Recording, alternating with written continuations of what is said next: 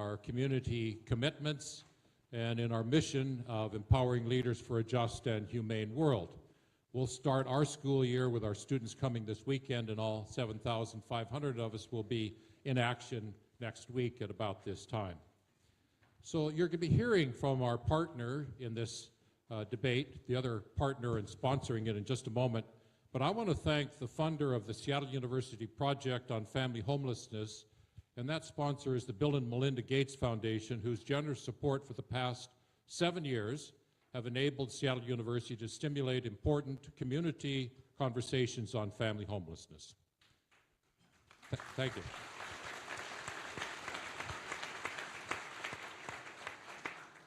And now I want to introduce a distinguished Seattle University alumnus who has stayed connected with Seattle University by serving on our Alumni Board of Governors, our Board of Regents, 11 years on our Board of Trustees, and was our 2013 Alumnus of the Year. He is the President and CEO, and he is our partner for this event of Solid Ground. Please welcome Gordon McHenry.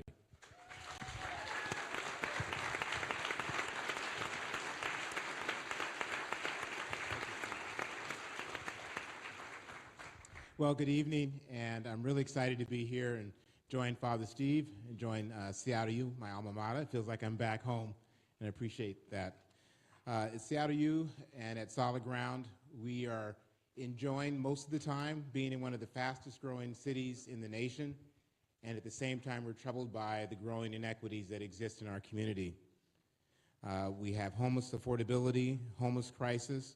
These things are threatening to undermine all of the success that many are experiencing. And our next mayor will have a tremendous impact on and direction for us in solving these issues. Father Steve and I would like to thank the other partners who have participated in this event and helped with the planning. Seattle-King County Coalition on Homelessness, the Housing Development Consortium, the Washington Housing Alliance Action Fund, and our media sponsors, Crosscut and the Seattle Times, who also have arranged to have this debate be live streamed to many other people outside of this hall. Let's join me in thanking all of our sponsors and our media sponsors.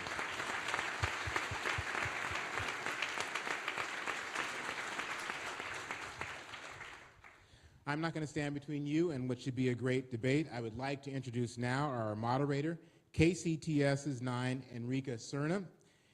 I'd be surprised if people don't know who he is, but let me tell you, he is KCTS 9's public affairs programming. He anchors that. He has over 40 years experience as a reporter, a producer, a host, and executive producer at Como, King, and KCTS. He has also won 9 Northwest Region Emmy Awards. In June 2013, Enrique was inducted into the National Academy of Television Art and Sciences Northwest Chapter's Silver Circle for his work as a television professional. He's a friend and somebody I really admire. Let's give him a warm welcome. Enrique Cerna, our moderator.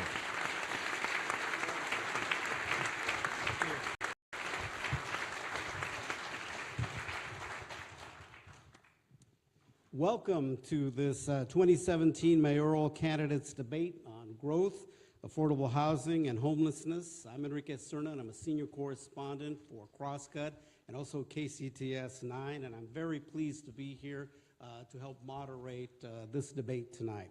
Now, when you ask Seattle voters about issues they care about most, housing affordability and homelessness are at the top of the list. This debate is the second part of a voters' education project organized by Seattle University and Solid Ground to find out what Seattle's next mayor thinks about this critical issue. Our hope tonight is that we can provide a deeper, more nuanced view into how our 2 final candidates for mayor think about growth, housing, homelessness, and related issues, and thereby help voters make a more informed choice. Our questions were developed by the debate organizers and as well as our panel of journalists. The candidates have not seen those questions. Here are the ground rules for tonight's debate. Now, the candidates will have 90 seconds to answer each question. Our panel members reserve the right to ask follow-up questions, and candidates will have 60 seconds to respond to a follow-up. Now, each candidate has a challenge card. Please raise your challenge card for me. Thank you very much. Yes, we made those. Actually, I made those. Anyway,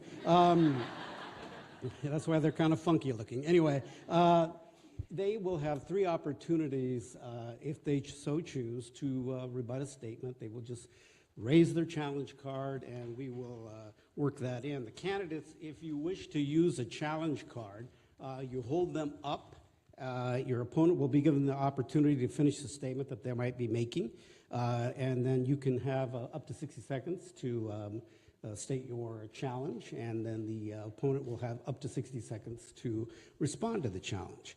Also, we're going to give each candidate an opportunity, one opportunity, about halfway, about a half hour into our conversation here, to question the other candidate, their opponent. Now, there are no opening statements tonight, but the candidates will have final statements of up to 2 minutes toward the end.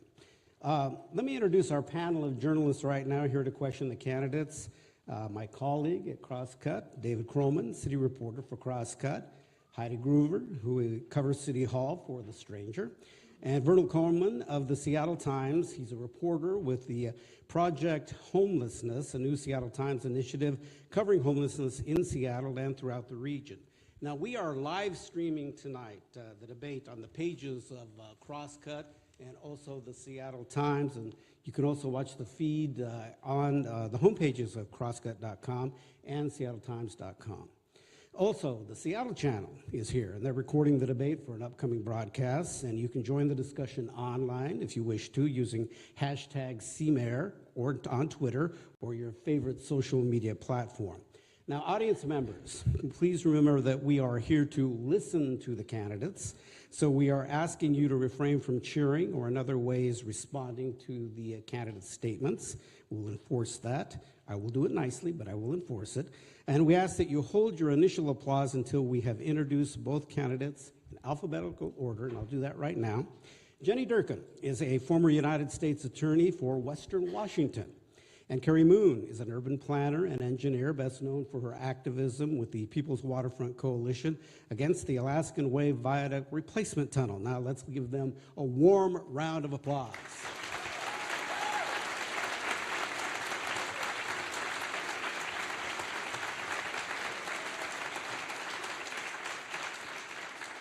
Now, we had a series of coin tosses backstage to determine who receives the first question, who gets to ask the first question of their opponent, and who goes first for final statements. Now, as we begin tonight, we feel that it's very important that we address the announcement that was made earlier today by Ed Murray of his decision to resign as Seattle mayor after a 5th man has accused him of sexual abuse. So the question I have for both candidates is this. Was his decision to resign today the correct decision? Or should it have happened much earlier? And we'll begin with Cary Moon. Thanks, everyone, for coming out tonight. Thanks for the hosts. Thanks, And by the way, you have 90 seconds. You have 90 seconds. Okay. And I will get right to the answer. I called on Mayor Murray to resign back in May because I believe sexual abuse and the triggering effect that conversations around the abuse have on survivors is too harmful to our citizens and our residents to continue staying, for Mayor Murray to continue staying in office. I asked him to resign in May. I'm sorry it took so long. I'm glad he did today. And I think the main reason is his defending his actions resulted in demeaning and victim blaming for the many young people who came forward years later, but they were young when it happened. And I think that using the bully pulpit of the mayor's office to defend yourself and demean and victim blame is a misuse of public trust. And I wish he had resigned sooner, but I'm glad he did today. All right, Jenny Durkan. You know, I made very clear before the primary that I'd had a conversation with the mayor and told him he need to look very carefully at whether he could continue to lead this great city of ours. And if he couldn't, he should step down. This morning, it was clear to me that he could no longer lead as mayor, and I called on him to resign. He chose to do so, and I think that was the right decision, because I think that the city needs to focus on some very important critical issues, particularly the ones we're going to talk about here tonight, the issues of homelessness, affordability, transportation. This election is not about who will be mayor for 4 years. It's about what our city will be like for the next generation. So I'm glad we can put those issues behind us and focus on what really matters to our city. All right, let's move on now. Thank you very much. Also want to mention that we have timers right down here so that you will notice when your time is up. And when your time is up, if you keep going, I will gently tell you to stop. But anyway, we'll just want you to know that. So let's move on to our questions about affordability, housing, and homelessness. And let's start with Dave Croman from Crosscut. Thanks so much. Is this working? Yes. So sort of diving right into the weeds, it's sort of widely recognized that Seattle will become more dense, and a lot of conversation around how we do that.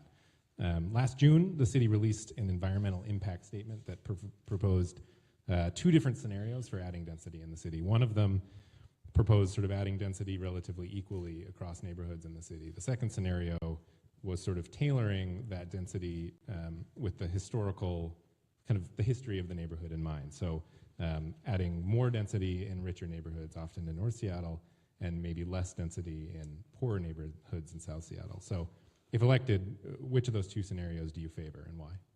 Okay, we begin with Jenny Durkan. You have 90 seconds. If you look at the environmental impact statement, it looks at a variety of scenarios, including the 2 you've discussed. But in moving forward in these areas, you will actually move towards what is the best and just solution that will get us to the densest neighborhoods we need. You know, I've been walking around the different neighborhoods, talking to people, talking to small businesses, and it's clear to me there is a tremendous amount of anxiety as we change and as we grow. There's no question that we will continue to grow as a city, that every neighborhood is going to get more density.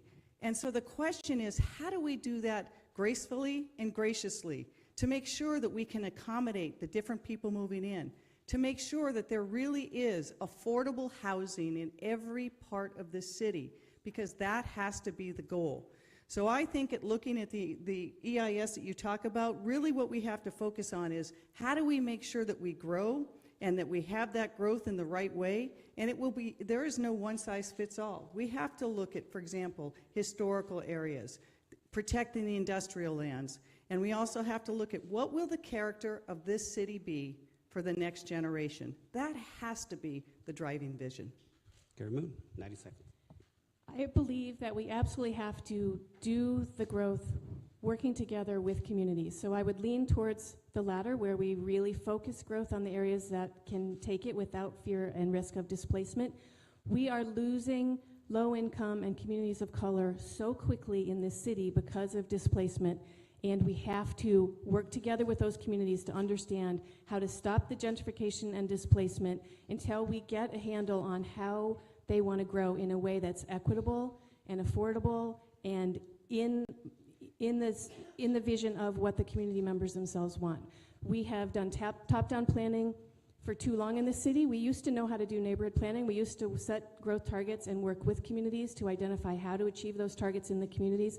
We need to do that again, especially in the South End, especially in communities of color, because if we don't figure out how to get ahead of growth with the community and identify solutions that work for them, we will continue to push them out and become a city of haves and have-nots, and become a city that works for the wealthy few and not for everyone else. So I met with the El Centro de la Raza today to talk about their model for growth and development in their community, and I think it's a fantastic model. We should be using that in every single low-income community and community of color in the South End, and make sure we're growing in a way that works for them. All right, Heidi Gruber. So Councilmember Mike O'Brien has proposed legislation that would create a diversion program for people who are living in their cars and RVs. It would allow them to park in certain parts of the city and avoid tickets and towing for a year. He also says we should open new safe lots for people living in vehicles. Do you support these policies? Begin with Cary Moon. Yes, I think we need to get to a point where we figure out a way for RV and car camping, sorry for the euphemism, but people living in their vehicles to succeed. 40% of unsheltered people are in vehicles. We've got to find a way to make that work. So I would support creating safe lots where they have access to services, to clean water, to sanitation, to shower, to electricity, in those lots, and we can bring support services to them and help folks there understand what is available to them and meet them where they are, help them get the services they need. I think this got rolled out in a way that was unfair. He was putting out a test case to say, hey, this is a way to approach a solution, how can we work together and find an answer? And it got immediately attacked and vilified, but I think we need to start that conversation up again and say, how can we make this work towards a system with safe lots for folks in their RVs and cars? Because often for people, it's their very last shelter that they have access to. And if we push them out, if we make it impossible for them to live in their RVs, we are pushing them into homelessness. We can't do that. We've got to help them stay where they are securely. Jenny Durkan, 90 seconds. Housing is a human right. You know, most of the people who are experiencing homelessness would move indoors if we had somewhere to go to. We need to focus on getting more short-term shelter that is accessible to people, but ultimately on more affordable homes so people can live there. The question about vehicles and cars, I think sometimes masks that we're not talking about cars and vehicles. We're talking about the people who live there. And we need to make sure that we are doing everything we can to connect those people with the services they need and with the homes that they need. And so that should be our priority in all of these discussions. We should not criminalize homelessness. We should not allow people to accrue lots of fines and services or make them lose that last bit of property they have, which sometimes is their last part of dignity. Our focus has to be on giving them respect, but also connecting them with the services. So what I want to do is make sure that when we have these discussions, we are discussing not just where cars should park, but we're really talking about what should we do to help the people who are living in those cars, who don't want to be living in those cars. That's where our focus should be. Okay, we have a challenge here, so you go ahead and have your challenge. Cary Moon. I'd just like you to answer, do you support Mike O'Brien's proposal or not? You have 60 seconds. I think the proposal so far has not been finalized. And again, I think it is not one proposal or the other. What we need to do is have a very vibrant discussion in our city about the people experiencing homelessness and focus our energies not on the fights, not on words, not on semantics, but how are we going to get them the place they deserve to live? Our shelter system is not adequate right now for people to live. Some people are living in their cars and campers because they prefer that to the shelter systems we have. I talked to one woman whose son is living in a van in Ballard. He wants to come inside, but can't access the services, and there isn't enough help for him to get them. That's where our focus has to be, not on the fights. You have 60 seconds to respond if you want. So lots of good ideas around long-term supportive housing and investing in getting people inside, but I think we have to recognize we have a big gap between where we are today and where we want to be, and we have got to acknowledge that we need emergency shelter for folks. And I think tiny house villages on lots sponsored by churches or in communities, RV encampments, some of the innovative new programs like Blockable or like Compass Crossing, I think is the name of it. We've got to spend some amount of resources creating low barrier shelters and sanctioned encampments that are safe, that have access to services, if we're going to get people inside in a safe place as we find them long-term supportive housing and access to permanent housing. So I think we can't shy away from the immediate challenge that we have in front of us as we look towards long-term solutions. Bruno Coleman.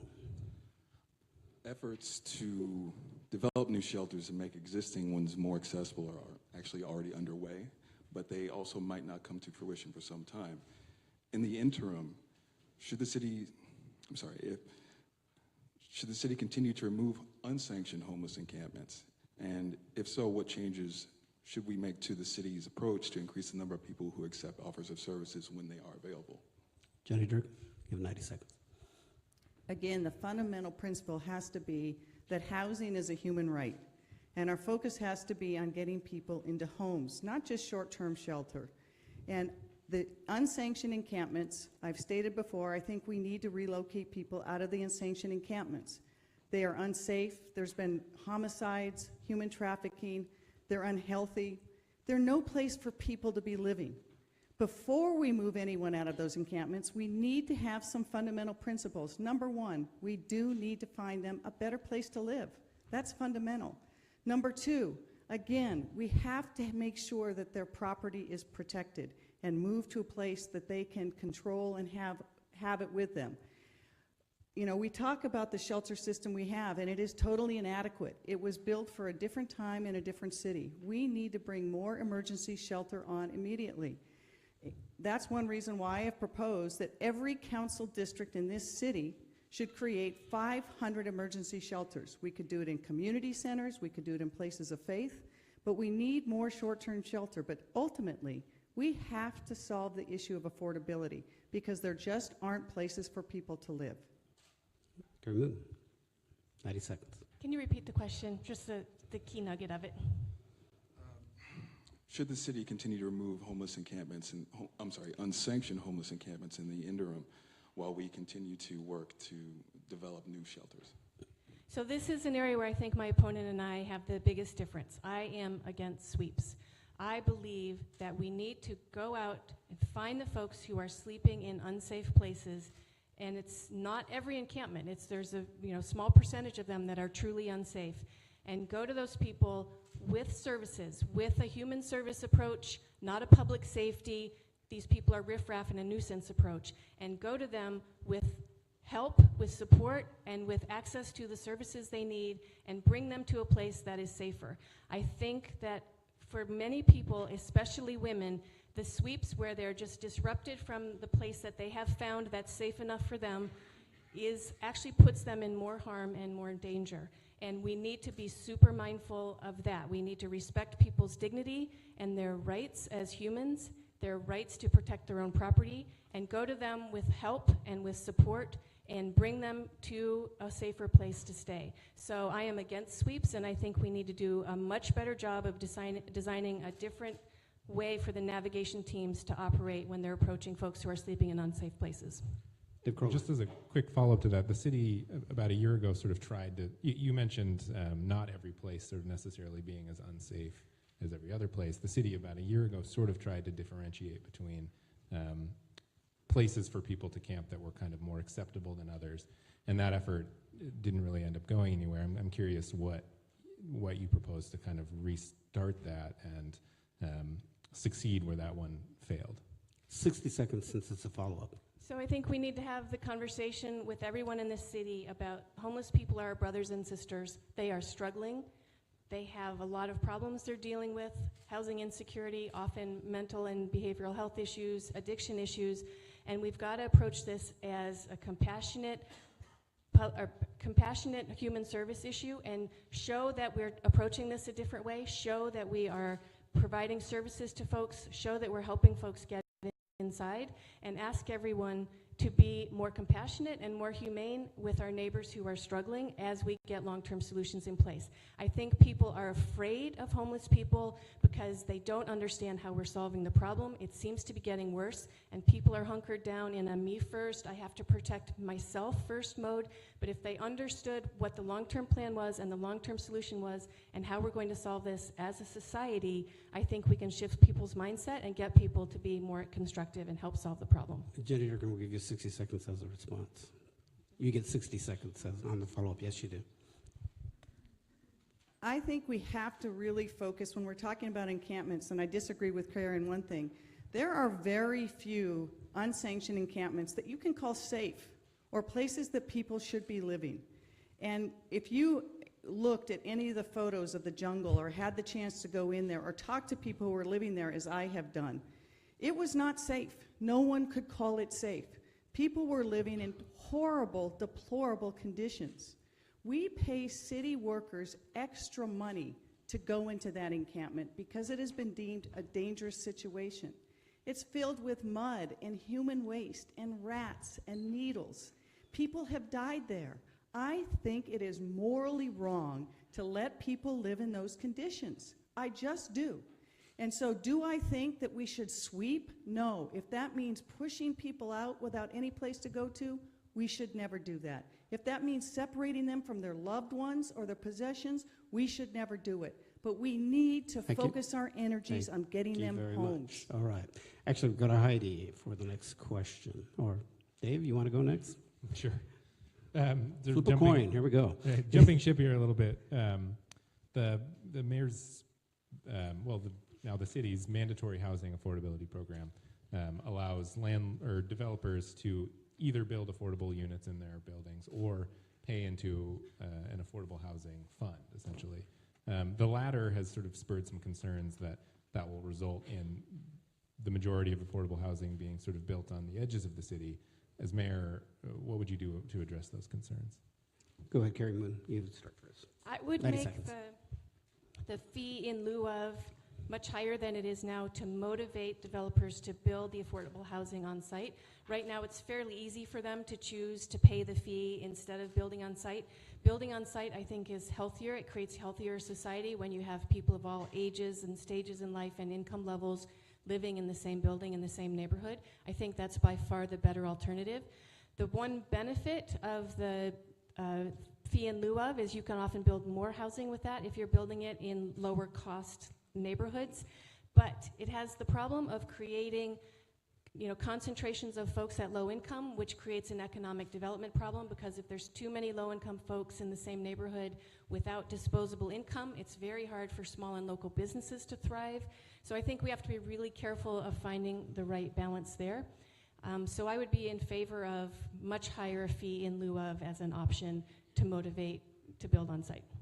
Jenny Durkan, 90 David, seconds. could you repeat it? Your question? Sure. So the two options for the mandatory housing affordability program being either the developer builds affordable units in the project it's creating on, say Capitol Hill or something, or it pays into a pot, which then goes to develop affordable housing somewhere else in the city. As there have been some concerns raised that might lead to the affordable housing being built outside, on the edges of the city. Is that a concern that you share? And if it is, what would you do to address that? We have an affordability crisis, and too many people don't have a place to live. And we need to change that immediately as quickly as we can. HALA is one part of that solution in the mandatory payments. We need that fund. Government just doesn't have enough money to pay to build enough affordable housing.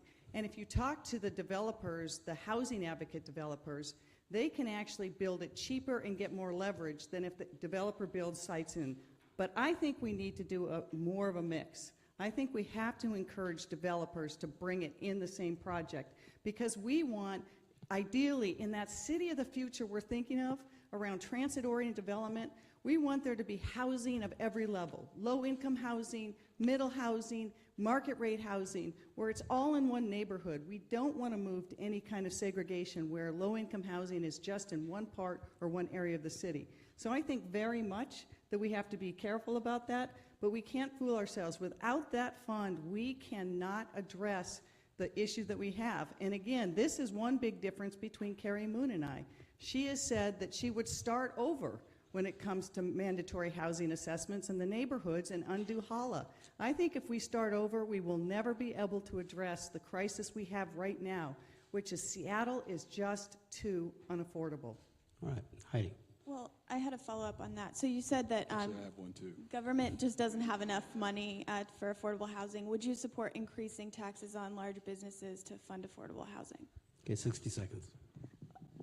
I think that we have to look at all options to build more affordable housing. We passed an income tax. If that's upheld, I think that one of the first things we have to do is the promise that we made, which is lower those regressive taxes, but then we have to use it for affordable housing.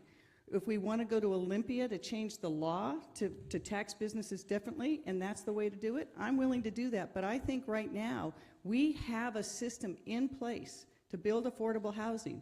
And stopping that system and starting all over like my opponent wants to do, I think is moving backwards. 60 seconds.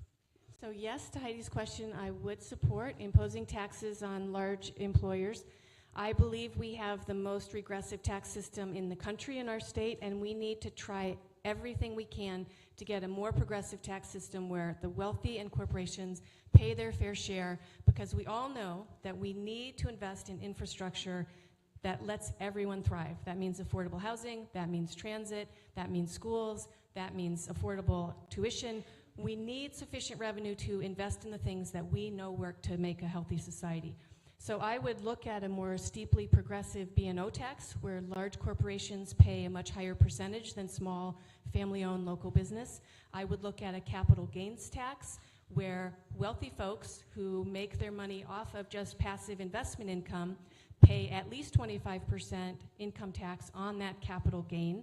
And I would look at every single tool we can try in this state to make sure we are creating enough revenue to fund the infrastructure we know we need. You have a challenge? Go ahead. A change to the B&O tax, a capital gains tax, all of those require going to Olympia. So every solution that she is proposing is a solution that requires going to Olympia, which has not happened. It hasn't happened in the city. I'm willing to fight for those taxes too and the changes in Olympia. But the chances of that happening are slim. And we've got to be honest with voters. We have a crisis here today. We need a real solution today. And one solution, and not a perfect solution, is HALA, which is creating a funds of tens of millions of dollars that we can use to build affordable housing. That's housing that I hear people every day say they need. They're losing their apartments. They're getting pushed out of the city. We need relief now. The fight in Olympia, great, let's have it, but it's not a solution. Go ahead, 60 seconds. So HALA is a first step, but HALA ties all the production of affordable housing to private for-market developers. We're never going to get there if we only do HALA. So let's do upzones and let's get mandatory affordable housing into developments and paid into a fund. But we have to recognize that we need to be building affordable housing at 4 times the rate we are, and so HALA is not enough. We have got to look at using surplus public land and how do we transfer those deeds for free to housing developers for nonprofit or public housing. We've got to look at how do we increase the housing trust fund by maybe marrying it with money from philanthropy. We've got to look at every single possible tool we can to get more money in the affordable housing pipeline and not just rely on HALA. Go ahead. Heidi, I'm going to go to Heidi for the next question. As you did the challenge, so she got to have the response. So, yeah, okay. Okay. Stay with me. I'll figure it out. Well, you kind of touched on my next question, which is that, Cary, you recently said you would restart HALA, and I'm wondering, do you think that would slow down the production of new housing with more talk?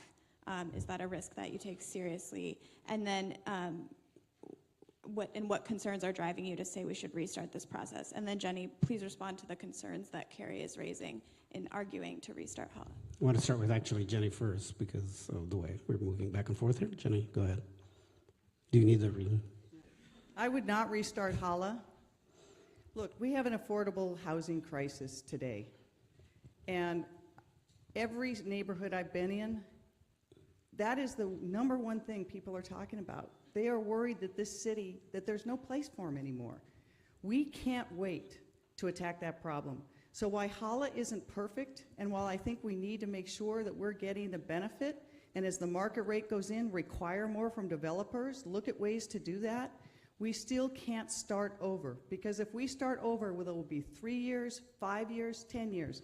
And by that time, we will push so many people out of the city. There'll be nobody left. We have to start now. Okay, 90 seconds. Okay. The core misunderstanding, in my opponent's point of view, is that we have to be beholden to private developers to get affordable housing in our city. We don't. That is one tool. It's one pathway there. It's never going to get us all the way there. So we need to look at all the other tools. And when I say restart HALA, what I mean is set growth targets. We all know our city's growing. We all know people are moving here. We all know we need to make room for them. But we need to do a more finessed and respectful job working with communities, especially in the South End, because they are being impacted more than any other place, to make sure that we are using the right tools to develop the housing that's appropriate for their neighborhood.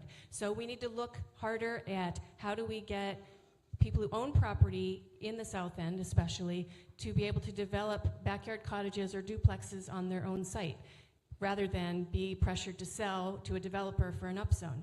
We have to look at, should we be doing row houses, duplexes, triplexes, backyard cottages, congregate housing, clustered housing. There's all these models for how we could be growing a neighborhood, rather than upzoning in a way that benefits developers primarily and comes at the cost to neighborhoods. So yes, we have to grow, yes, we need density, but we absolutely have to do it with the neighborhood around what works for them. If we're going to create neighborhoods that have people at all ages and stages in life, all income levels, to make a healthy society, we have to invite them Thank you to very be much part of the for coming to solution. time. No, please, no reaction. Thank you very much. If you want to do it silently to yourself, that's great. Go ahead. Knock yourself out. All right, Vernal, let's go there. Would you have voted yes on the property tax levy proposed by Mayor Murray and Nick Hanauer, the $275 million tax levy? And will you, along with the county, continue working on a proposed alternative, a countywide 0.1% sales tax to increase funds for homeless services? Begin with Cary Moon, 90 seconds. So no, I wouldn't have voted yes, because we have voted yes to 7 property taxes in the past 5 or 6 years. I can't remember the exact number. Assessed values of our homes are rising so quickly, and the McCleary additional tax is coming. So low-income communities and middle-income communities are really struggling with this increase in property taxes. For many folks, the property tax bill is higher than their mortgage payment, and people on fixed income, people who didn't plan for this, are struggling, and they are part of the group that's being pushed out of our city. So while I applaud the effort to go big and say, look how big this problem is, we're gonna need big solutions, I wouldn't have voted yes because of that property tax hit to people who can't afford it, and because I don't think it had the right priorities. There was way too much money being spent on rapid rehousing vouchers, which only work for a really small segment of the population, and nowhere near enough money spent on long-term production of permanently affordable housing. Jenny Durkan, you have 90 seconds. We need to have more affordable housing, and particularly for people experiencing homelessness. I think that it was admirable that they wanted to have a large effort, but I think it is not the time for property tax based on that. I also thought that as it was structured, it didn't attack, which I think is one of the fundamental problems that we were going to have a conversation on later because there's not enough resources, and that's the opioid crisis and mental health services. Too many people experiencing homelessness on the streets are victims of addiction or mental health crisis. And if we don't deal with that as a society, I don't think we'll ever be successfully at dealing with this issue that we're talking about. So I think we need to have new strategies in place. I think we need to be thinking about those. We already know that we have to redo how we do our homeless services, and those projects will be put out for bid, so there's more accountability in terms of actually moving people into homes. But I agree that right now is not the time for that property tax. There may be a conversation later, because we need resources. And I want to go back to something that Cary Moon was saying earlier about developers not being the solution. I've never said they were the solution, but we have to get money somewhere to build these houses. We have to. And one place we will get it is to give the developers an incentive so they create this fund. Money doesn't grow on trees. We can't keep taxing ourselves to build enough homes. So we have to look for other solutions. It's not the whole part, but it's a big part. Thank you very much. All right, Dave Krulman. So both of you are homeowners. Sort of a two-part question off of that. What would you, well, and let me follow that up. Both of you are homeowners, but like more than half of Seattle are renters right now, and that population is growing. Seattle has a new renters commission. What would you tell those renters to ensure them that you will have their best interests in mind? And then more specifically, what are some tenant protections that you think the city should introduce? Jenny Durkan, 90 seconds. I've been a homeowner in Seattle most of the time. Actually, right now I'm renting downtown. But I think that tenants absolutely need more protections, and we need them to know that their rents will be protected. Last week I was meeting with some folks on Capitol Hill and talking to someone who was about to move for the 4th time because his rent had been raised. It's just every time there's a property tax increase, the rents go up. There's a few things I think we can do. One is I think we have to try to get the Olympia to finally pass the MFTE and other relief, so that if a landlord's willing to keep his rents low, then we will give him a break on the property tax. If he raises the rents, the property taxes go up. A city should have that tool. Similarly, we've got to look at other solutions for tenants. We need subsidies and stabilizations of rents, because rents, I think, are just going up too quickly, and they're one of the only places that people who are moving to this city can live. As you say, David, right now, there are more people renting than there are owning homes. There's actually a few more people who live in the owned homes, but we're about 50-50 as a city. If we don't figure this out, we will change as a city and we will be losing more people. We'll continue with displacement. So I think we need to assure those people they'll have the protections that have been passed, and the next mayor will have to enforce those. I know how to enforce laws, to educate people, to make sure those tenants are protected. Cary Moon, 90 seconds. So I'm a proud member of the Tenants Union of Washington, even though I'm a homeowner, because I believe in what they're doing. I think in our city, we need to establish a tenant's bill of rights and give tenants a lot more tools for understanding what their rights are and how to fight for themselves. We need to invest some money in eviction prevention. There are a lot of folks living right on the very edge of getting pushed out of their place. One unexpected bill and they're evicted and on that terrible trajectory of never being able to get back into secure housing for some of them. So we absolutely need to spend some money on eviction prevention so folks who are right on the edge can come to the city and get some help getting back on their feet. I think we also need to do legal aid for tenants. I think LA has shown and New York has shown just making lawyers available to people who are dealing with unsafe conditions, unsafe treatment by the landlord. They can fight for their own rights and get stability and stay in their homes at a much higher rate than in our city right now. And I think rent stabilization has to be on the table. I know it's not legal in our state, but we have got to make a proposal and work together regionally and with Olympia to figure out a strategy for rent stabilization where we can mandate a maximum level of increase per year, because too many people are being pushed out, and this is the main cause of our homelessness crisis. We've got to do something. All right. This is the point in our conversation or our debate here tonight where we're going to have the candidates get the opportunity to ask a question of their opponent. And under the coin toss that we had, Jenny Durkan gets to ask the question first of Cary Moon. And you have the floor. Go ahead. So the job of mayor requires us to manage a workforce of over 10,000 people. There'd be a $5.2 billion budget. We have a sprawling bureaucracy, which includes the Seattle SDOT, which we all know what a nightmare it can be sometimes, the public utilities, which is raising rates, our potholes are out of control, our transportation infrastructure is a mess.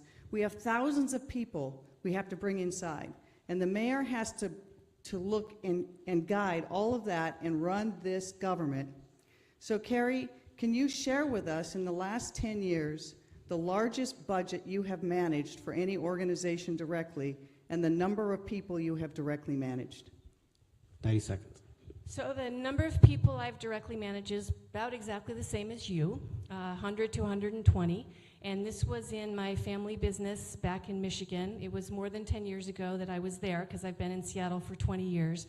But I led an organization that really focused on how do we empower everyone, share decision-making throughout the whole enterprise, share profits through the whole enterprise, and share ownership through the whole enterprise. It was voted the best place to work in the state of Michigan, and I'm very proud of my leadership of that company because we all succeeded and we all thrived and we all were happy to be part of this shared enterprise. As mayor of Seattle, I have not managed a budget of $6 billion. No, I have not, but I don't think you have either. And I would like to say I will set up professional management inside the mayor's office. I know the key job of the city is to deliver the public services like clean water and sewage and emergency services and fire and police. I know that's the key job of the city, and I will make sure that there are professional leaders in the mayor's office directly collaborating with the leaders in departmental positions to make sure that we're on the same page. We have a structure of decision-making and communication that works efficiently to deliver the services that we know the city needs. And finally, I think having a vision and an action plan and transparency around what we're trying to achieve and how we're making decisions will build a lot of trust and momentum and collaboration in the city. And you get your chance to ask a question of Jenny Durkan now. So Mayor Murray, who has supported you throughout this campaign, has called HALA the grand bargain, but I believe it doesn't do enough to protect communities of color that historically have suffered under redlining and are now being displaced. How do you differ from Mayor Murray in this way, if at all? 90 seconds. Anyone who's ever worked with me or knows me that I'm my own woman. And there's a number of ways that I will be different from Ed Murray. The first and most important way is I will not manage down. Government that cannot come from the top. I'm an old grassroots organizer, and we have got to start listening to communities and neighborhoods again. That's where the real solutions are. You know, a couple of weeks ago, I was able to sit down with some people in Rainier Beach. When I was U.S. Attorney, we'd gotten a big grant for youth violence prevention. And I wanted to see how they were doing down there. And they've done some amazing things, but they've got great challenges. So I was sitting talking to them and the youth, and I said, how often does someone from the city of Seattle come down and meet with you to talk to you about these things so they know what's working and what's not working? You know how many times? 0. So the main reason I'm going to be different from Ed Murray is I'm going to listen to the people, because that's where the solutions are. It's the neighborhoods and the communities who know what their problems are, what the solutions might be, who in their community is the best ones to step up. That's what I'll be looking at, whether it's HALA or anything else. I'm going to do the same thing as mayor that I've been doing in this campaign. I'm going to walk neighborhoods. I'm going to go into gyms and small rooms, cafes and bars, and I'm going to listen to people, because no leader can be any good if they quit listening. All right, thank you very much, and we'll continue now with more questioning. Heidi Groover. Okay, same topic, but slightly different question for each of you. So Cary has proposed new or increased taxes on corporate and non-resident owners, unoccupied housing, and luxury property. For Cary, some coverage out of Vancouver indicates that a similar tax there has not improved housing affordability, and the Sightline Institute has made the case that non-resident buyers are not actually, much to blame for Seattle's lack of affordable housing. So why are you convinced that this is a good approach? And for Jenny, you've characterized this proposal as discriminatory, but Cary has not actually proposed taxing people based on their nationality or country of origin. And so what exactly is your criticism of this idea? Begin with Cary. So I think if you follow the macroeconomics of the housing market, which a total wonk like me does, it's clear to most people in this field that housing markets used to be local. They used to be local buyers, local builders, local bankers, and building for income levels of the city like Seattle that we're in. But what's happened in the financialization and the globalization of our economy is housing markets are now treated as if they're commodities. So when a housing market gets hot like ours, which got hot because we're growing so quickly, money from everywhere else, from private equity funds, from Wall Street, from real estate investment trusts, comes to the city to take advantage of the growth in prices, and we need to analyze this. We don't have the data because no one wants to look at it. But the same thing happened in Vancouver. People said, oh no, it's not a problem, it's not a problem, until they looked at the data and said, this is a problem. So we need to look at the data, understand exactly the dynamic of how it's happening. Is it private equity firms? Is it real estate investment trusts? Is it global capital? What is the mechanism by which they're buying houses? How many houses have they taken off the market? Are they second homes? Are they third homes? Whatever. And really look at what are the tools we have under Washington state law to disincentivize this activity. Not penalize the people, but disincentivize the activity so it's less profitable and less attractive for them. And I think it worked in Vancouver for the first year, and then housing prices started to creep up again because the money still... Thank you. Okay, I'll get back to that. All right. Sure you will. Jenny. Go. Look, I think whoever the next mayor is going to have enough real crises and issues without making some up. And what Cary Moon has done on this issue is to say, this could be a problem, and if it is, I tax it. We don't know if it's a problem, but if it is, we need to have the real solutions. And that solution should not be based at all upon where someone is from. I have worked to fight discrimination for decades. I represented people of color as a criminal defense lawyer. I worked on civil rights for gay and lesbians. I fought against I-200. When I was a U.S. attorney, I set up a civil rights department that fought against discrimination housing. We hired secret shoppers to go in and see what landlords were doing, and then we sued them and we won.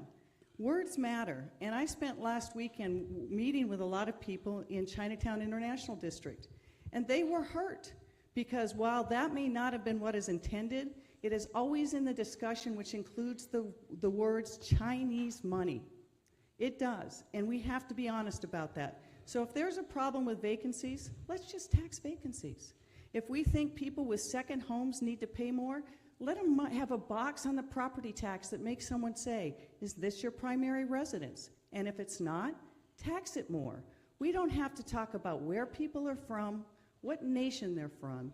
Let's look at the issue itself without labeling things. All right, Bruno. Oh, you want a challenge? There you go. Thank you.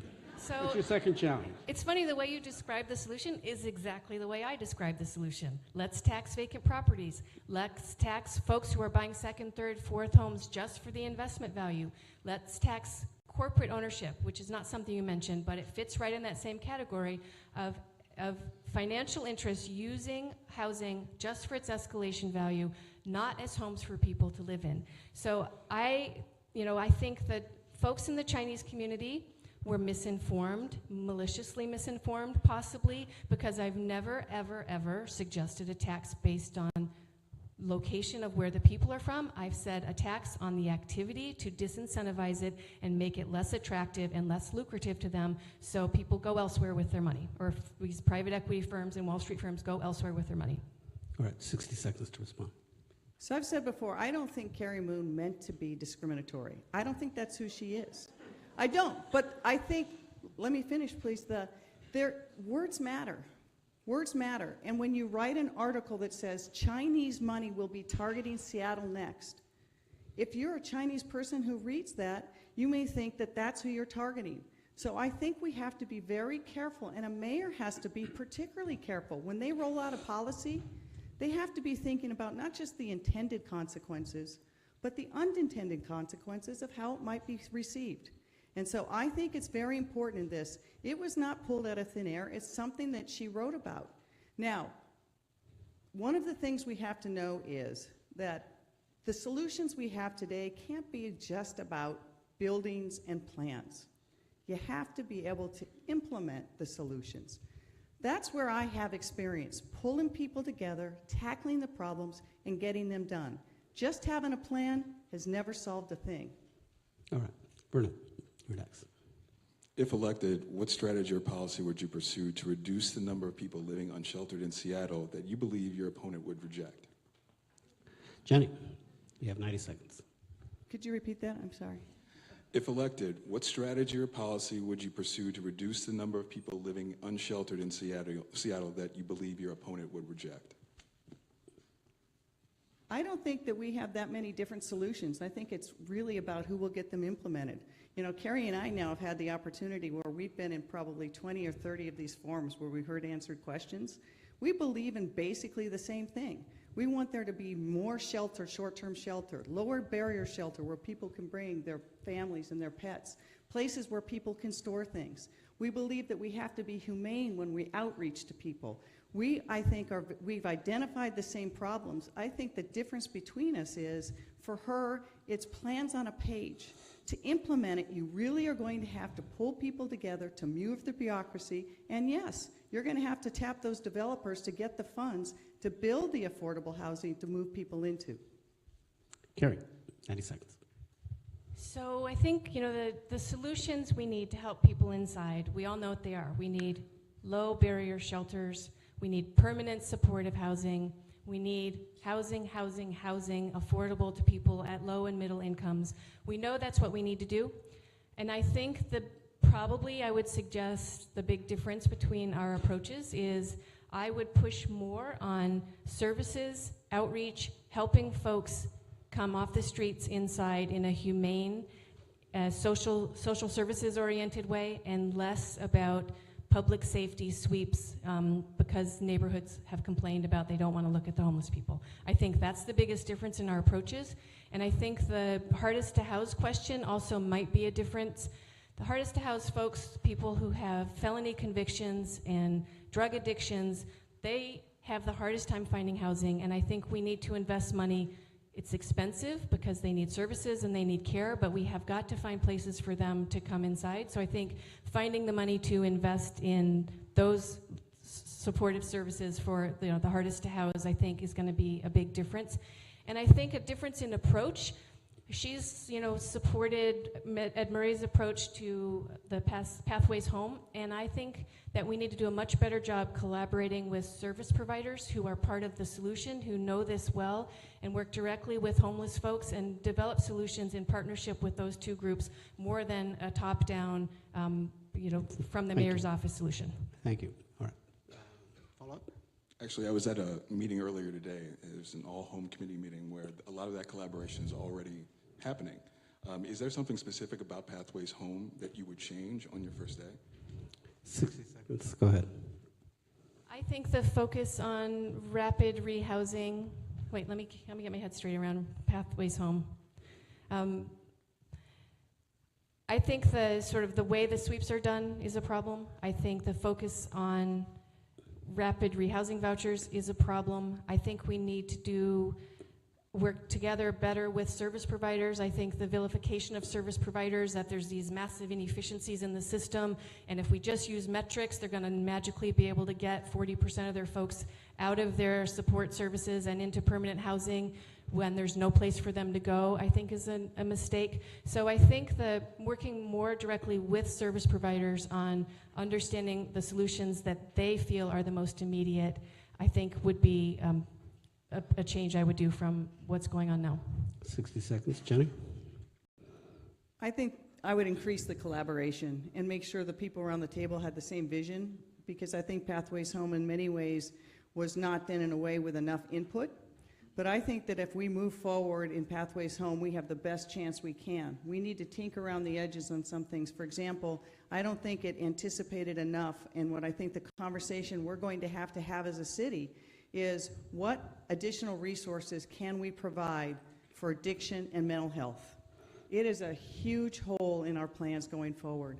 And again, I was talking to a woman at a meeting last week whose son is 32 years old. He's been successful for years, and he had a break. So now he's living unsheltered in a van with many other people. He's afraid to go to a government agency where he qualifies for services.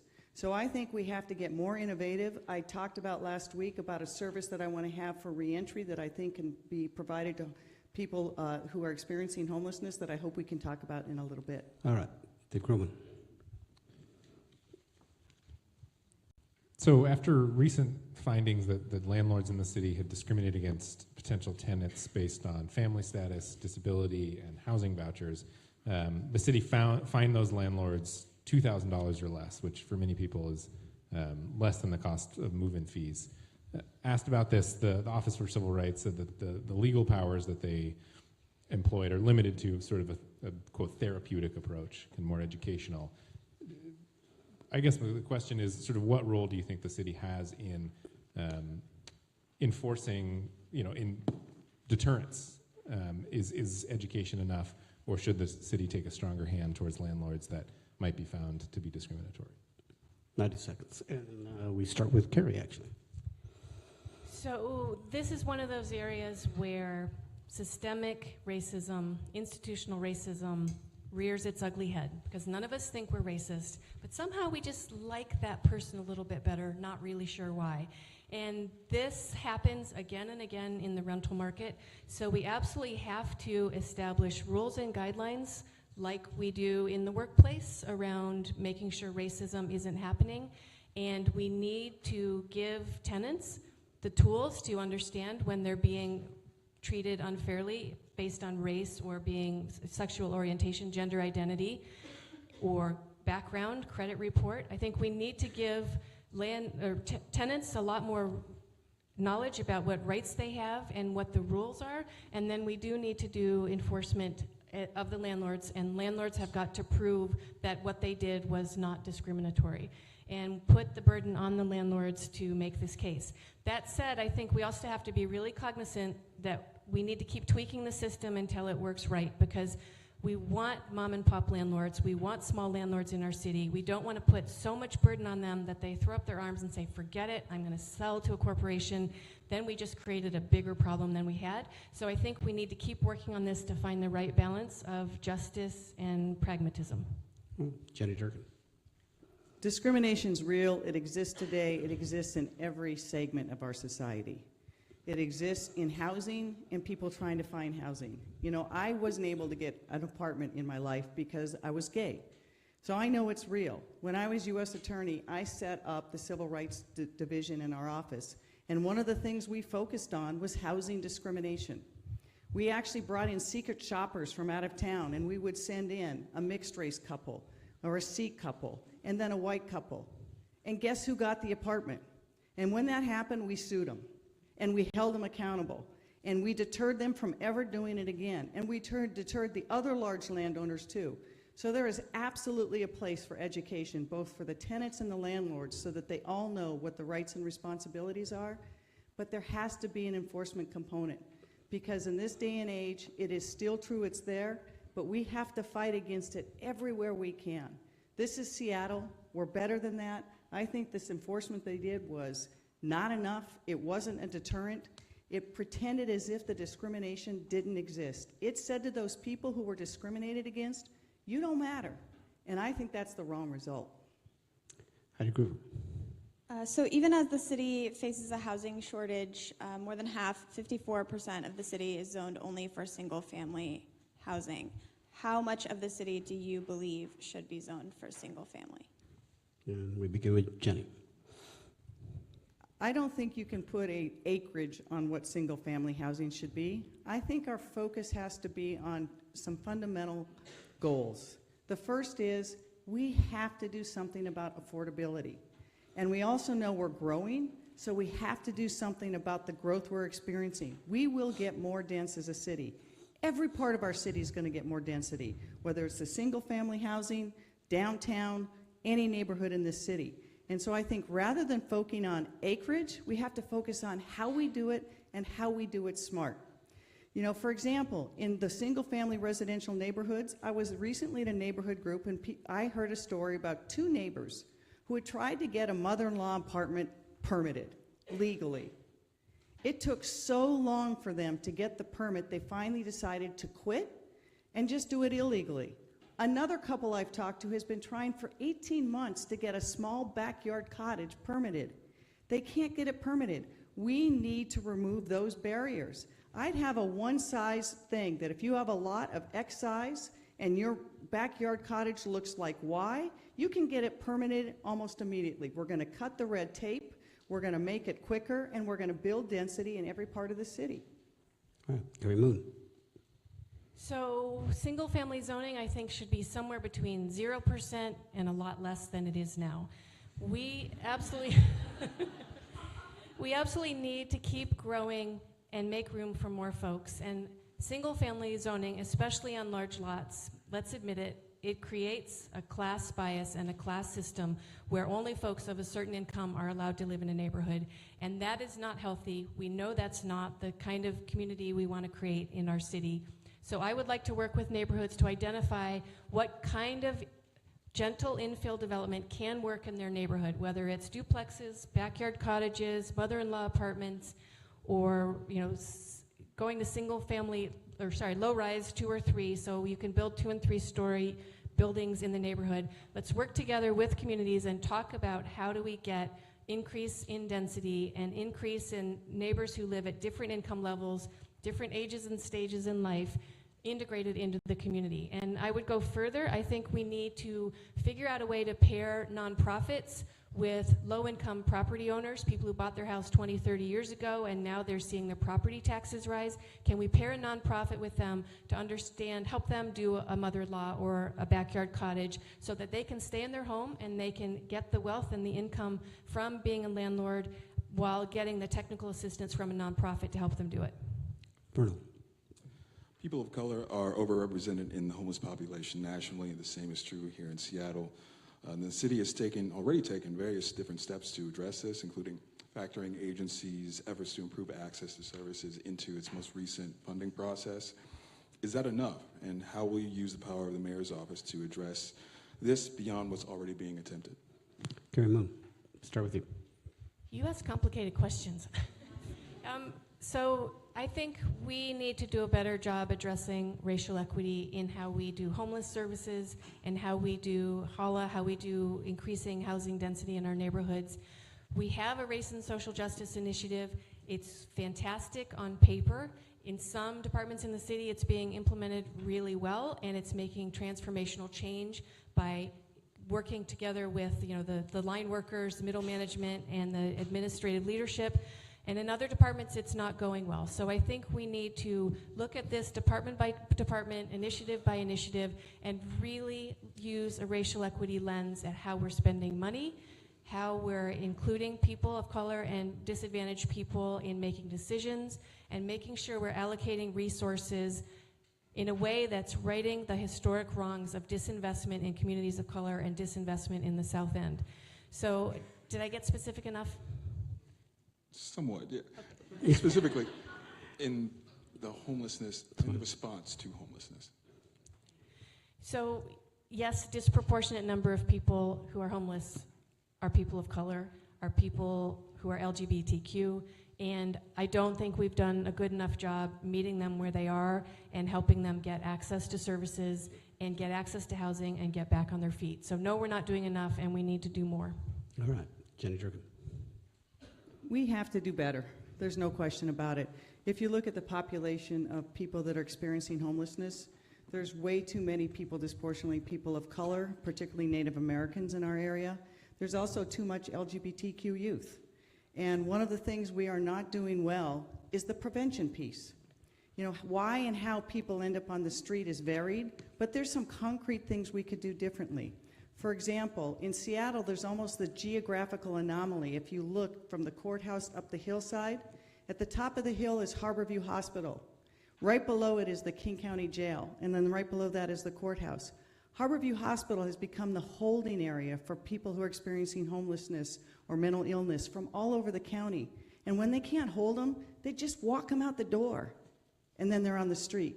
The same thing happens in the jail. So we have to do a lot more for prevention. In talking to some of the people last week on what we could do, one thing I think we could do is, if I'm mayor, I'm going to work with the federal government, the city government, the county government, and before anyone's discharged, we're going to see what benefits they qualify for. We're going to try to connect them with services so that we just don't show them out the door.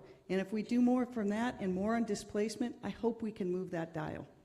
All right, Dave Croman.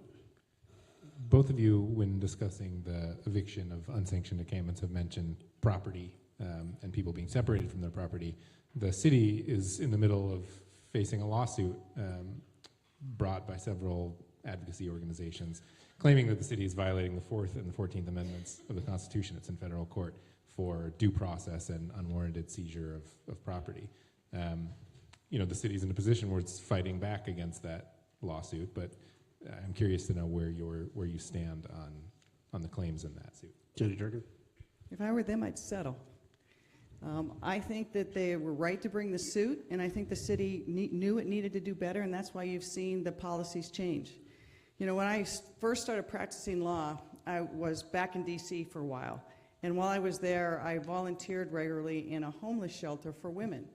And there was this one woman who would come regularly, Lola Boyville. She was fantastic, and she had this story about how she was illegally evicted and they stole her property. Over and over again, she would tell this story. So finally, I said to Lola, okay, I will look at it, because we thought we would just finally calm her down. Well, I looked at it, and guess what? She had been illegally evicted. Her property had been taken. We filed a lawsuit, and miraculously, that property was still sitting in a warehouse. She got her property back. We were able to get her Section 8 apartment. But for her, it meant everything, that property, everything. And for her, it was part of her dignity. So I hope the city settles that lawsuit, and I hope that they improve their policies. Because people experiencing homelessness, it's people. They're our neighbors. Sometimes they literally are our brothers and sisters, or our mothers and fathers. We have to approach this whole issue as a place from humanity. You know, we started this with Father Sundberg talking about a more just world, where the more just world starts on Seattle streets. And it starts with the mayor. And if I'm mayor, that will be what I do. Cary. So I agree with Jenny. I think the city should settle. We are not doing a good job. It's not fair. It is unjust, and we do need to come up with a better system for helping people who are struggling in this way. So I think we need to, I wish, though, that we hadn't had the lawsuit, because it kind of puts it out of the hands of service providers and the navigation teams who know exactly how to fix this problem. They know exactly what we should be doing differently to make this solution work better for folks, but now it's taken out of their hands and into the court system. So I wish we had, done the right thing before the lawsuit happened. But that said, I would like to redesign the system of sweeps, as we've said before, so it's more about outreach to folks in need, getting them connected to services, inviting them back inside, because we'll have places for them to come, and focus on the human service, social service element of it, not the public safety element of it. Go ahead. Go ahead. Should the city adopt a ordinance that guarantees people a right to shelter? 60 seconds. We'll start. Cary, you go first. That's a really good question. I think, yes, I think as a society that cares about one another, that wants to watch out for the well-being of everyone, everyone deserves the right to shelter. And we haven't done a good job with it. We sort of have this system where we provide housing as it becomes available instead of housing as a right that everyone deserves. Like, we all deserve clean air, we all deserve clean water, we all deserve access to health care. So let's make sure that we set up the system to actually follow through, though. We need to write the ordinance and then also have a backup of how we're going to achieve the goal of the ordinance. So yes. Jenny? If I'm mayor, I won't need a law to tell me that housing is a human right and that people deserve a right for a home. And if I'm mayor, I'm going to work as hard as I can to make sure that people are brought off the street and into homes. Heidi? So there's a candidate for city council who says that tenants should have the right to collectively bargain with their landlords. Do you think that this is legal, and would you advocate for it as mayor? Start with Cary Boone, 90 seconds. I don't know if it's legal. It's not my area of expertise, but I would definitely work with the tenants union and the tenants commission and understand how to make it work and how to make it legal and figure out a solution, because I think it's the right approach. I think tenants are at the mercy of their landlords, and we need much stronger ability for them to participate in decision-making around the building they live in and have rights and have access to recourse if the landlord is not meeting their needs for providing affordable housing that is, safe and secure and meeting all the codes. So yes, I would be in favor of exploring it and finding a way to make it work. Jenny? I don't know whether it would be legal, but I think the premise is we want to make sure that tenants have safe housing, housing that's up to code, that we're really tough on slumlords, and that people have the ability to pay a fair rent. And so I think our focus should be on, are there ways to help, either stabilize rent or help tenants with the use they have. I don't know how you would ever roll out a collective bargaining for tenants, given how different units can be in a place and whether it's legal. And happy to have the discussion, but really, again, I think we got to focus on the real solutions, and the real solutions are to make sure we have enough places for people to live. There's just not enough affordable apartments in Seattle, period. There's not affordable apartments for either low income or for that missing middle. And so what we have to focus on is bringing more units on as quickly as we can so people can stay in the city. So what is a source of revenue for that new housing, aside from the developer fees that we talked about earlier, that you would support? 60 seconds. I think there'll be a couple of sources. One is, I think that in addition to the MHA funds that we'll have, we have a very exciting project down in Pioneer Square where one of the old family wealth funds was partnered with Spectrum Development, and they're going to build workforce housing. And they've decided that they will get enough return on these apartments, 5 to 7%, that's better than a bond. So I think that we can tap into some of these philanthropists in our city and say, look, let's do this in more locations. Let's, in every neighborhood, bring on workforce housing. I think we have to look at community land trusts. We have to look at every piece of city property we own and say, if a developer comes, we'll have a long-term lease on the dirt, which is probably the most expensive part, if a developer comes in and does long-term affordable housing. So I think there's a range of things that the city is going to be able to do in addition to the MHA fees. Chairman? So I think additional revenue sources we have to look at are the REIT swap idea that's been proposed. We collect 0.5% REIT on the sale of property real estate excise tax that cannot be used for affordable housing production, but it can be swapped with money in the general fund that could be used for affordable housing production. We should look at an additional 0.25% REIT. The state allows cities to get a local option REIT to meet certain criteria, so let's look at that. Can we figure out how to get that in place? We need to be looking at a capital gains tax at the state level. We have to partner with Olympia to make it happen, but could we do a capital gains tax that could then be used for affordable housing across the state? And we need to work with Olympia to increase the Housing Trust Fund back up to $200 million a year, where it was before the recession. There's a lot of sources we need to look at in addition to philanthropy, because this is the crisis of our time, and this is where we should all be investing resources. Arnold. We've talked a lot tonight about affordable housing. I'm told that developing a unit of affordable housing costs around $350,000 per. As mayor, how would you work to bring those costs down? Jenny Durkan. That's a great question. It's another reason why we talk about whether private developers should create the fund and allow us to have both bonding capacity. We have to bring down the cost for building affordable housing, or we won't bring it online. And the key is to get it on. So I think, number one, what a mayor has control over is the permitting is just too expensive right now. And so we need to, for if I'm mayor, we will move affordable housing in front of the queue so they get their permits first. And for the larger projects, we're going to make sure that the city workers work together instead of utilities and SDOT and all the people one foot in front of the other in a sequential fashion. You put them in one room with a whiteboard and have a project and tell them you got to bring that whole project online. Developers right now, whether it's the nonprofit developers or the private developers, will tell you, as they've told me, it is so expensive to get permitting, and it takes so long. It's one of the big costs we have in housing. If you reduce the time, you reduce the cost. You also let it come on, it's there sooner for people to live in. So I think we've got to also look at different financing through the state and through the city and have low interest bonds. There's ways that the city may be able to use its own bonding capacity or build a development fund. So I think there's a range of things, but the mayor, the number one thing the mayor can do tomorrow is reduce that permitting time. Carrie Moon. So I've heard different numbers for production of affordable housing. You know, fly-by-night developers building a building that they're going to sell in 5 years where they really don't have to worry about how long it's going to last or how hard it's going to be to maintain. They can build in a different way at a different rate. So we need to recognize that we have embedded costs in affordable housing because we want it to last 50 to 100 years, and we want the maintenance and operation to be affordable long term. So it's always going to be higher quality housing.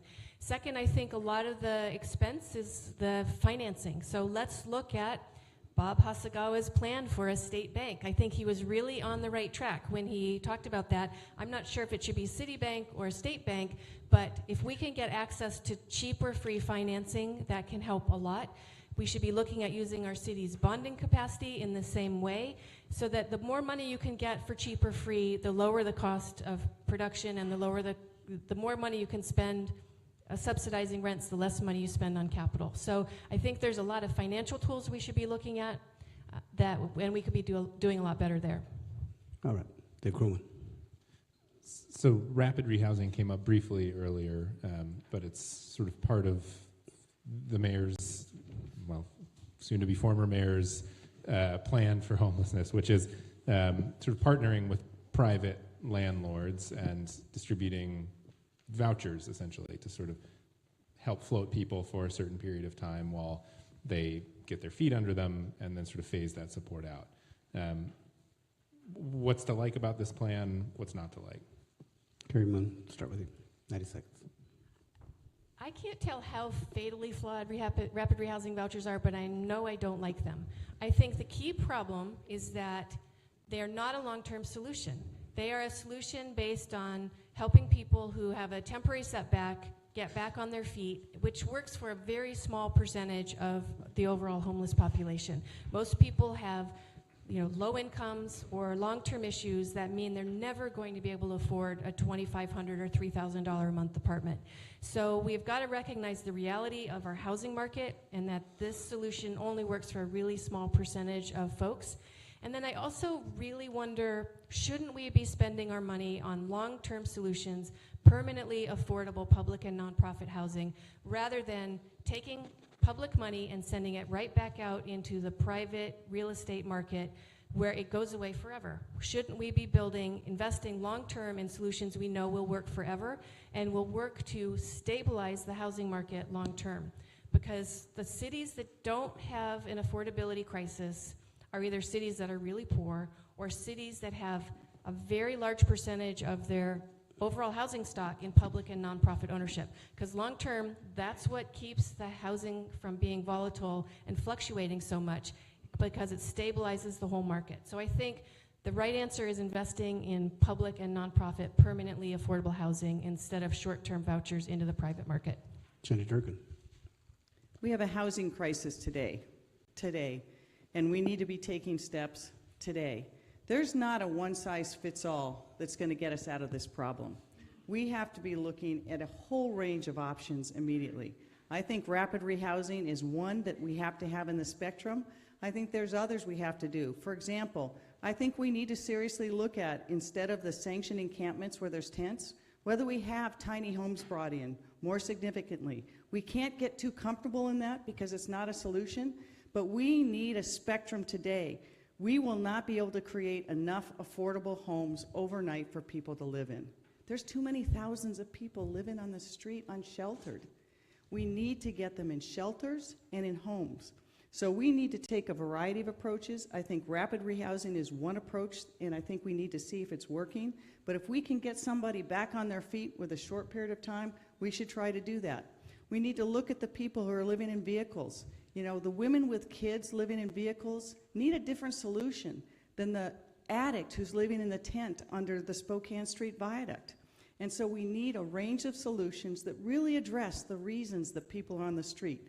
And if I'm mayor, we will have that range of solutions, but the goal has got to be homes. Heidi Groover. So this is one of the questions from the service providers who gave us some of the questions for this event.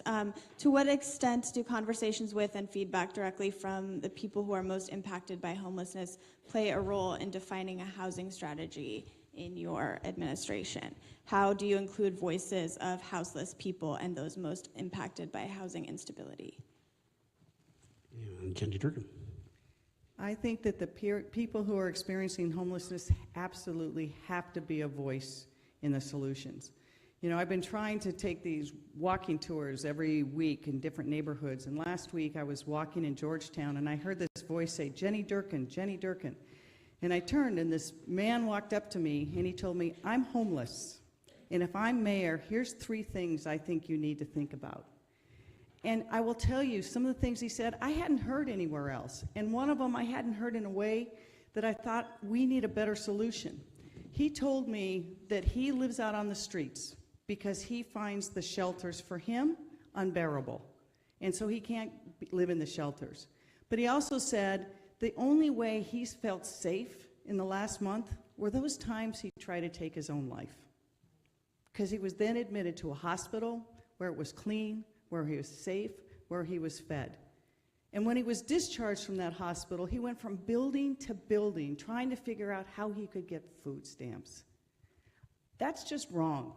So I can promise you, if I'm mayor, it will not just be the providers, it will not just be the advocates. I want to hear from the people themselves who are experiencing homelessness. What will help them? What will make their lives better in the short term and in the long term? And how do we recognize their humanity? Because again, it's people experiencing homelessness. Cary Moon. So this is the answer for how to work with homeless people themselves. The organization already established itself, the Housing for All organization. that's a mix of homeless people, Riders Union, other advocacy groups, and service providers. They have pulled themselves together to build solutions based on their own experience, their own ideas around how do we solve this problem together. And I, as mayor, will look forward to working directly with them on establishing solutions and understanding how we as a city can implement them, and how we as a city can collaborate with the county, which is also a player in this because they provide most of the social services. But absolutely, I'm ready to collaborate with the folks most impacted and the service providers to identify solutions together. Bruno. Given the challenges of the private rental market and given the expense of developing affordable housing here in the city, should the city invest in additional public housing? Cary Moon, actually. Yes, I think public housing is a great solution long term, and the city and many cities in the U.S. kind of got off track and stopped doing public housing 20, 30 years ago when I think the development and the real estate lobby got really powerful and basically did a direct attack on public housing because they didn't like how it operated, or they didn't like how much good land in the city it was taking, and they didn't like all that, housing activity happening outside of their, their scope, their arena for their business. So I think we need to go back and look at the successful public housing projects in the country and look at the new innovations being tried in other cities. Look at our surplus public land that we have in our city. Some of it's owned by the port, some of it's owned by the county, some of it's owned by the state. But let's look at every single parcel and figure out how do we build housing on this parcel, and how do we transfer the property for free into an organization that can build it. It might be a community land trust organization like Homestead, it might be SHA, but how do we get more public, permanently affordable housing built is a great part of the solution. And specifically, I'd look at Yesler Terrace. I think we developed a plan based on what we thought the real estate market would be 10 years ago. The real estate market's differently. Can we actually hold back more of that land, sell less, and build more public housing on the Thank land you. we already own? All right, Jenny Durkan. We absolutely need a range of solutions, I think, on housing. And I think public housing is one we've got to invest in. There's not a one-size-fits-all. Again, we need a spectrum of solutions if we're really going to solve this affordability question. So I think we need to look at the range. We need to look at every piece of property the city of Seattle has and think about whether that would be a suitable place for housing. And if so, then either build it ourselves or use that as a long-term, like the Community Land Trust, but the city holds it. We get a developer to build on it. There's revenues guaranteed as long as it remains affordable housing. I think we have a lot of things that we can do. We can bring innovation to housing like we have to everything else in this city. But if we try to wait till tomorrow or have solutions down the road, we won't be helping the people that need it today. So I think it's absolutely something that we need to do and to look at. Dave Crowan. Cary, you mentioned Yesler Terrace. The Vulcan's involvement in Yesler Terrace will, in fact, result in the construction of more affordable units than were there before. But nevertheless, some people have raised concerns about involving a private developer in what was once exclusively Seattle Housing Authority land. I'm curious, just to hear about sort of the relationship between public and private developers on properties like Yesler Terrace. If both of you could expand on what you would have done with that project. Start with Jenny. I think that we have to really have solutions where we're bringing people together as much as possible. And I was up at Yesler Terrace a few weeks ago and sat down with the people who've been developing those projects and some of the people who live there. And all of them will say that those new units, and if you ever get a chance to take the tour, you do, they really are great. And I challenged them. I said, look, we've took some valuable city property in one of the greatest places in the city and we gave it to a developer. Did that really make sense? And they sat and they walked me through the numbers, and literally we could not have done what we're doing up there. Not only replacing the number of units that were there, we will add to those units so more people have home. We've used that property, I think, in a smart way. So I think we always have to be careful. I have a bias against the city ever giving up the dirt, because once you give away land, you never get it back. But sometimes, if you can use that land to leverage it for the public benefit, it's a smart thing to do. So I think we have to continue looking at partnerships like that, but we always have to make sure that the public doesn't get just a short-term benefit, because that's what we do sometimes, just sell it for the quick fix. We got to make sure that we are looking again, what's this city going to be like, not just in 5 years, what are we going to be like in 10 and 20 years? Where will people be living? How will they be living? And I think it's incumbent upon the city to make sure that if you have something as valuable as land, you have that as a trust for the people of the city. Thank you. Final response here, and then we're going to go into closing comments. So there's a lot to like about the Yesler Terrace project. They're replacing the 561 units of very low-income housing. They're adding 1,100 units of affordable housing, and they're building a park, and they're building a community center, and they're putting space for childcare in people's homes. There's a lot of very thoughtful stuff that went into the plan for Yesler Terrace, and it's something I think we should all be proud of. It's more integrated into the street grid. It's, you know, more accessible and part of the city. There's a lot of good about it. But I think to fund it, they had decided they needed to sell off, I think, 7 of the parcels. It's about a third of the overall land on 7 parcels. And they're not all sold yet. Some went to Vulcan, some went to other developers. There's still a few that haven't been sold yet. So I want to look at the math again of, did we get enough money to fund what we have already, or to avoid selling off those last few parcels, or maybe sell one less? Because I think we have an opportunity, if the math works out, because, you know, land values have increased, we're going to get more for selling. Can we hold back 1 or 2 of the parcels that we haven't sold yet and figure out how to do dense, affordable housing on those sites? It still will be a mixed income neighborhood. There still will be, you know, market rate housing mixed with affordable and very low income housing. But can we get a little bit more public housing out of that deal than we thought we could 10 years ago when the math was different? I see a challenge. Okay, go ahead. It's not really challenges, because I want to add it to my answer. You know, it's a loophole. You know, one of the things You're a lawyer. One of the things that I didn't mention is another thing that city does is there's a variety of ways through the Office of Housing you can get financing for community projects and housing projects.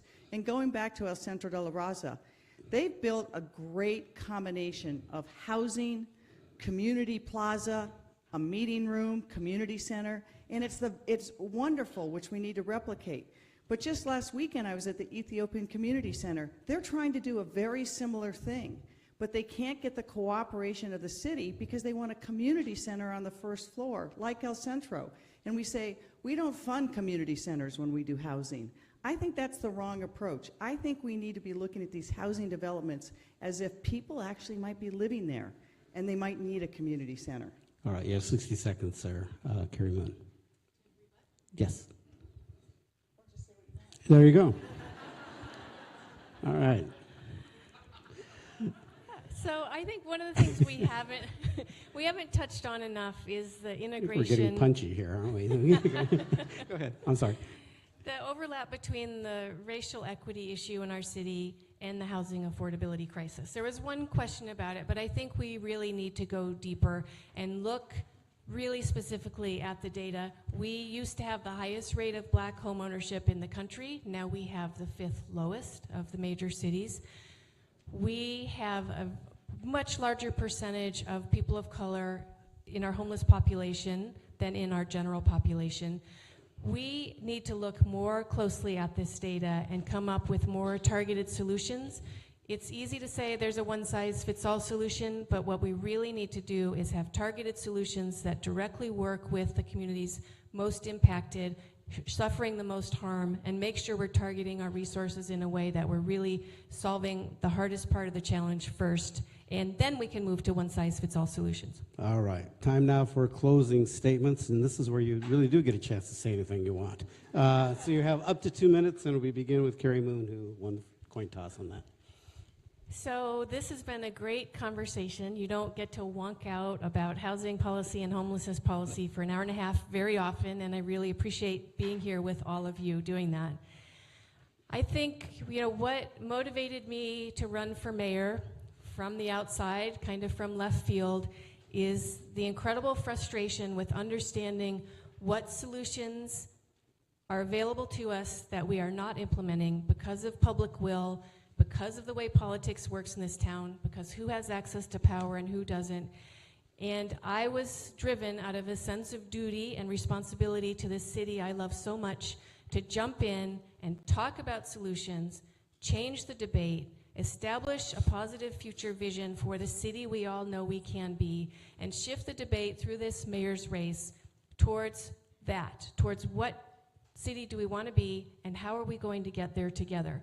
I believe our city has incredible wealth, we have incredible creativity and a spirit of innovation, and we have shared progressive values like no other place in the country, and we have to do better. We have this incredible potential that we are not living up to.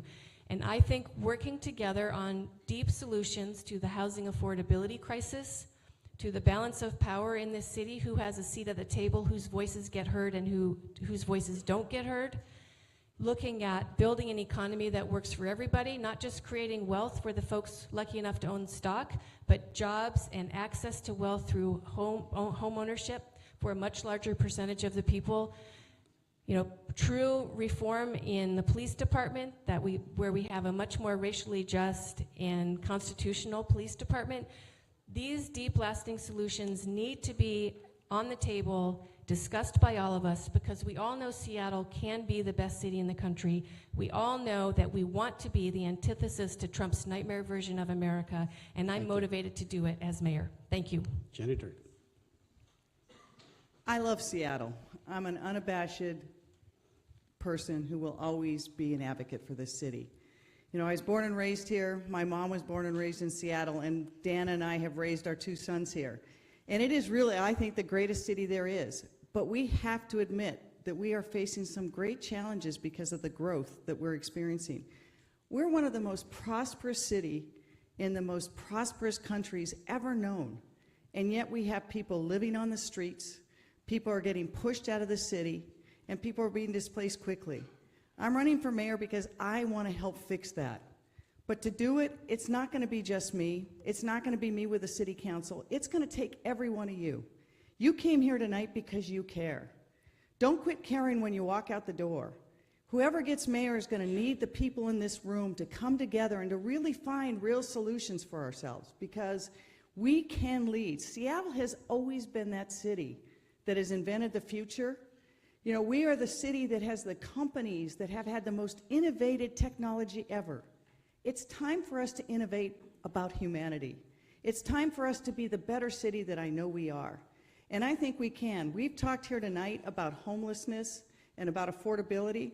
Part of the thing we've never talked about is the other part of the coin, which is the economic empowerment. One of the reasons we have so many people on the streets and that Seattle's so unaffordable is we haven't provided the economic empowerment, the ability for everybody to have a shot of it, wherever they live in this city. And if I'm mayor, I'm going to focus on that just as much as I'm going to focus on trying to bring people off the street and have more affordable housing. I really believe by coming together, by putting divisions behind us, we can show this country how it's done. In this age of Trump, somebody has to lead. Someone has to stand up for the values we believe in. And I think that's Seattle. I think it's the people in this room and throughout the city. Thank you very much. And round of applause for candidates.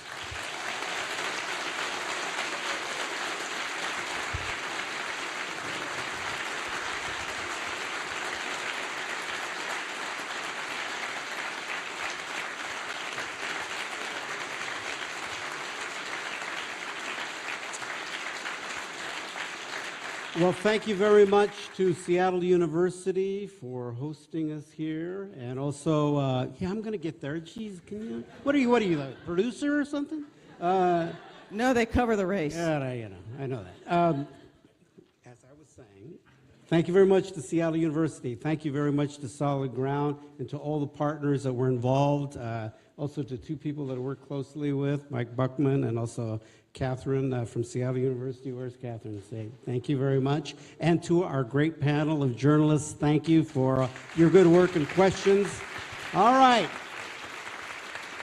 And thank you all for taking the time to be here this evening. We appreciate it very much. You're going to be able to see rebroadcast of this on KCTS 9 and also Crosscut, as well as Seattle Times. I'm sure we'll have it on their Facebook page. Thank you for joining us tonight. Good night.